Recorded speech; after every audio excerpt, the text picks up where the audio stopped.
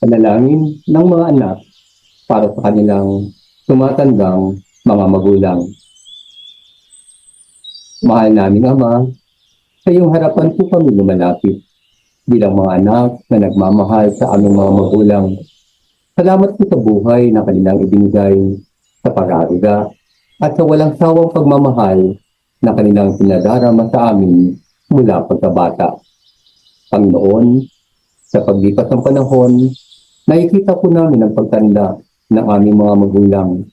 Ipinagdarasal po namin ang kanilang kalusugan, kapwa pisikal at mental.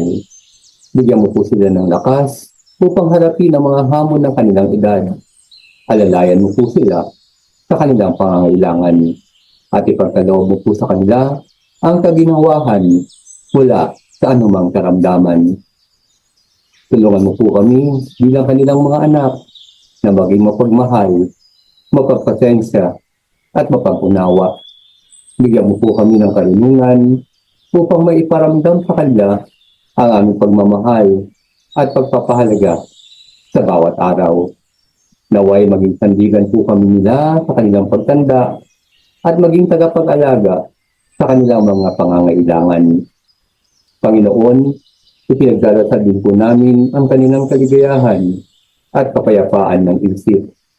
Naway punuin mo ang kanilang mga puso ng kagalakan at pag-asa. Tulungan mo po silang matagpuan ang kasiyahan sa mga simpleng bagay at maging mapagpasalamat sa mga biyaya ng buhay. Naway ang aming mga magulang ay patuloy na maging inspirasyon sa amin at sa mga susunod na henerasyon. Tulungan mo po kami na may pamana sa aming mga anak ang mga aral at mga halaga na aming natutunan mula sa kanila.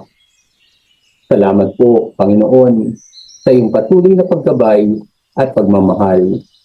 Ipinagdarasal po namin na patuloy mong pagpalain ang aming mga magulang. At naway, maging instrumento kami ng iyong pagmamahal at pag-aaruga sa kanila. Sa pangalan ni Jesus, Amen.